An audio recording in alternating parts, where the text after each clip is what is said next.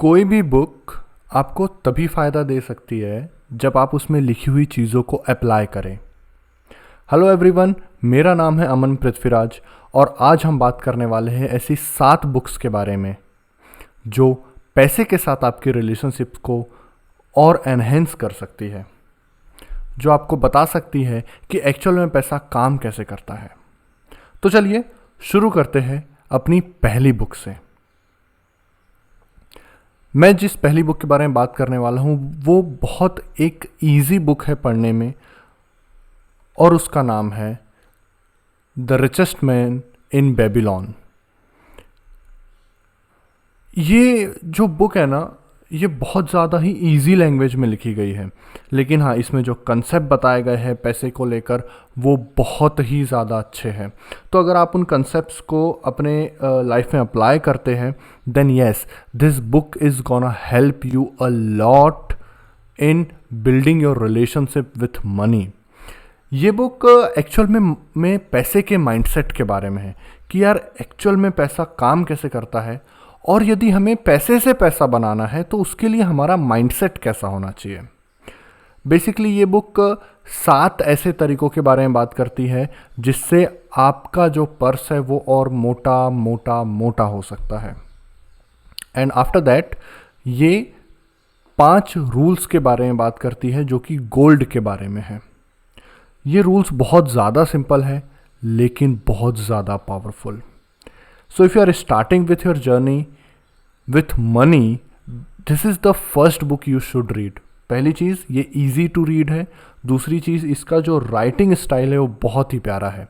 तो ये आपको बांध के रखती है, ये आपको एक स्टोरी सुनाती है और उसके साथ साथ आपको पैसे से रिलेटेड बहुत अच्छे अच्छे लेसन्स देती है।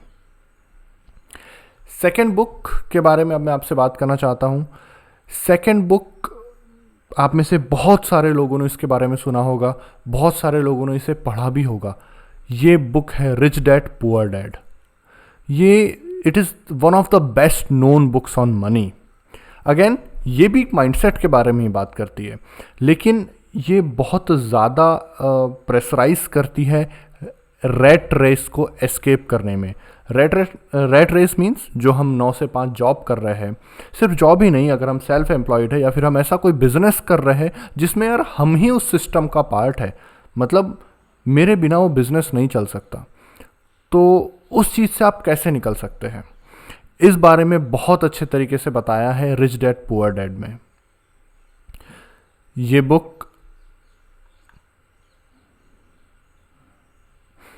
बुक फोर्स करती है आपको पैसिव इनकम कमाने में। ये बुक आपको बहुत अच्छी डेफिनेशंस बताती है एसेट की और लाइबिलिटीज़ की।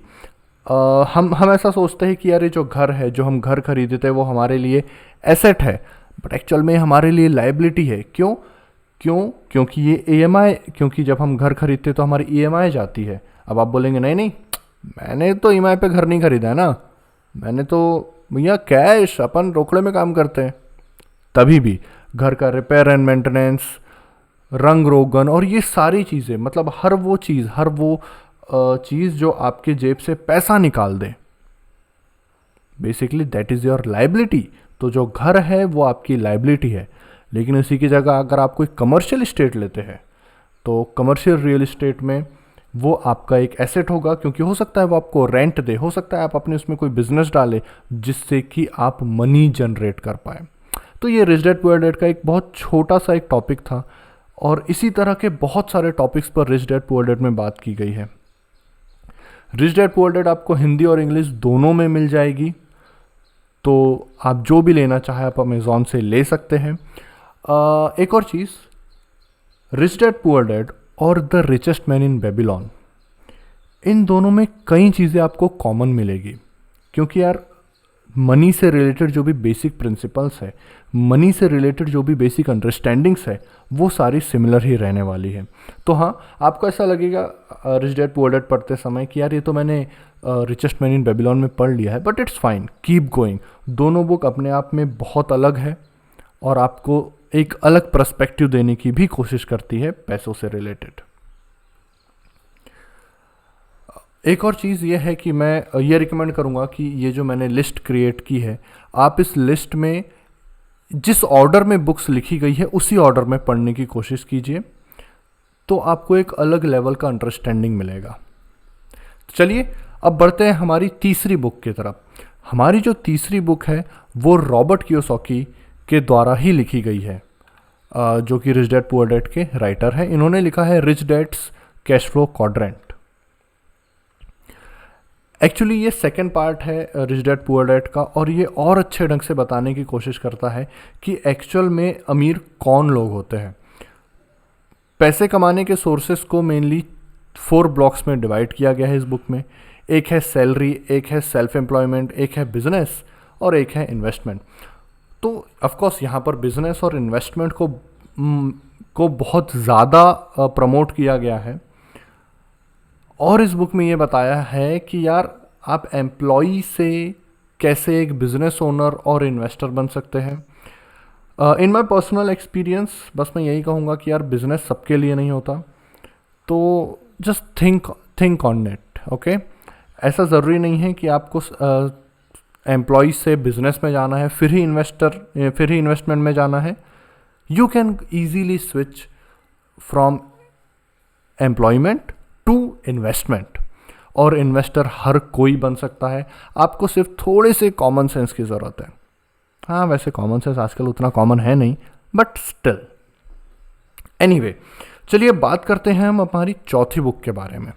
चौथी बुक है purely on investment, purely on value investing, my favourite book the intelligent investor, written by Benjamin Graham. ये जो बुक है ये फर्स्ट, इसका जो एडिशन वो 1949 में आया था। वॉरेन बफे इस बुक को बहुत ज़्यादा रिकमेंड करते हैं, क्योंकि ये उनके ऑफकोर्स टीचर का बुक है और ये वैल्यू इन्वेस्टिंग के लिए एक बाइबल है। ये बुक आपको बताएगी कि यार एक्चुअल में इन्वेस्टिंग को कैसे देखते हैं, मनी को नहीं, इन्वेस्टिंग को कैसे देखते हैं, एक्चुअल में वैल्यू इन्वेस्टिंग होती क्या है, एक इंटेलिजेंट इन्वेस्टर काम कैसे करता है, आप कैसे चूज़ कर सकते हैं कि यार कोई कंपनी अच्छी है या बुरी है, मार्जिन ऑफ सेफ्टी का कंसेप्ट क्या होता है, और बहुत सारी चीज़ें। तो ये बुक अगर आप एक सेन लॉन्ग टर्म इन्वेस्टर बनना चाहते हैं, then please read this book once.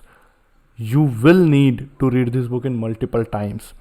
ये बुक उतनी आसान नहीं है पढ़ने में, इसके लिए आपको प्रायर नॉलेज होने की ज़रूरत है, फाइनेंस का थोड़ा सा पैसों से रिलेटेड नॉलेज होने की ज़रूरत है। इसीलिए मैंने ऊपर की जो 3 बुक्स बोली है वो आपको एक बेस देने का काम करेगी, लेकिन फिर भी आपके पास फाइनेंस का थोड़ा सा नॉलेज होना चाहिए to read this book.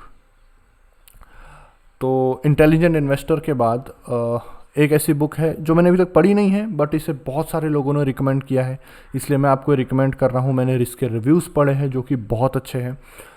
The book is called think and grow rich.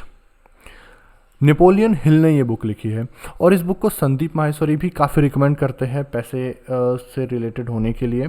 अब वैसे जैसे कि मैंने कहा ये बुक मैंने पढ़ी नहीं है, लेकिन फिर भी इसमें कुछ बात की गई है डिज़ायर की, कि यार एक किसी भी चीज़ को पाने के लिए एक डिज़ायर होना चाहिए, and then we can go for it.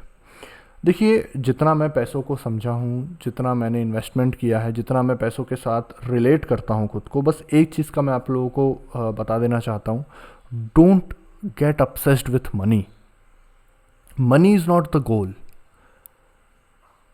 Money is a mean to certain goal. अब वो गोल कुछ भी हो सकता है, वो गोल आपकी लग्जरी हो सकता है, वो गोल सोशल कॉजेज हो सकते हैं, बट इस चीज़ को समझने की कोशिश कीजिए, पैसा जमा कर करके रखना इज़ नॉट द गोल।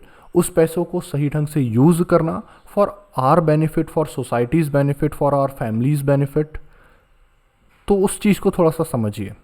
एक बैलेंस लाइफ को मेंटेन करने की कोशिश कीजिए कि अगर मान लीजिए आपने 100 रुपये कमाया है, तो 100 रुपये से आप थोड़ा बहुत पैसा यूज़ करिए, उस पैसे से थोड़ा बहुत पैसा इन्वेस्ट कीजिए ताकि पैसा से पैसा बना सके। तो ये बहुत इस टाइप की चीज़ें, आप एक बैलेंस लाइफ को यूज़ कीजिए।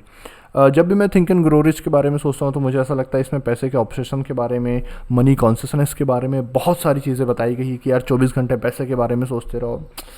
आई don't relate to this things, but yeah एक बैलेंस लाइफ होने की ज़रूरत है, because money is not life, money is part of life. Anyway, हमारी अगली बुक, हमारी सिक्स्थ बुक की तरफ हम बढ़ते हैं। This is called psychology of money.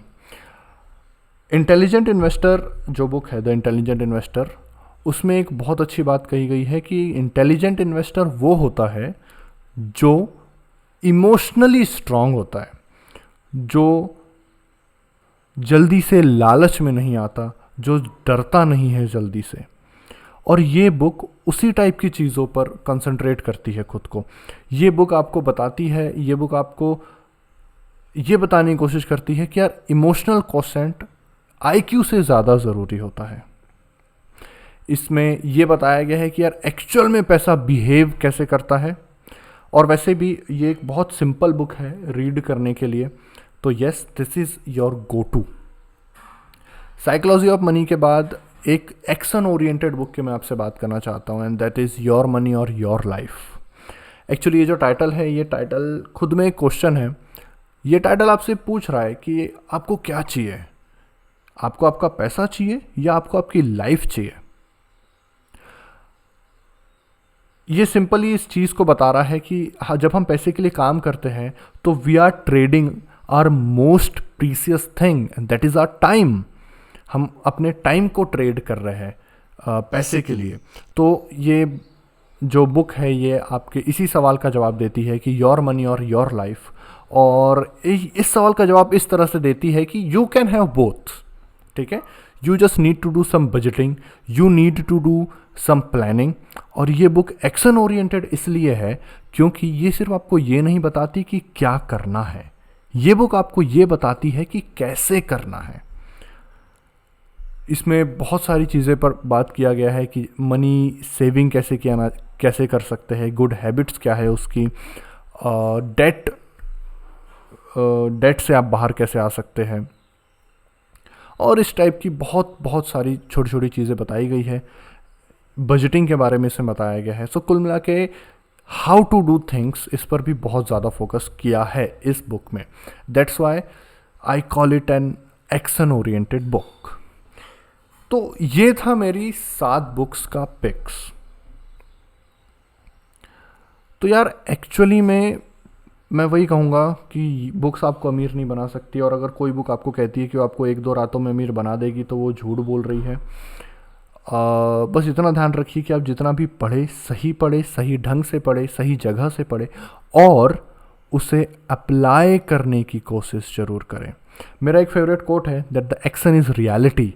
जब तक आप चीज़ों पर एक्ट नहीं करेंगे तब तक उन चीज़ों का कोई महत्व नहीं रह जाएगा, बिकॉज एक्शन इज़ रियलिटी। तो इस वीडियो के लिए बस इतना ही। मिलते हैं अब अगले वीडियो में। यदि आपको इन बुक्स का ऑर्डर जानना है तो मैं इस ब्लॉग का लिंक आपके डिस्क्रिप्शन बॉक्स में दे दूंगा। आप उस ब्लॉग में जाकर के बुक्स परचेज़ भी कर सकते हैं अमेज़ॉन से, और मैं चाहूँगा कि आप इसी ऑर्डर में परचेज़ करें, तो it will give you an understanding about that. So thank you so much for your time.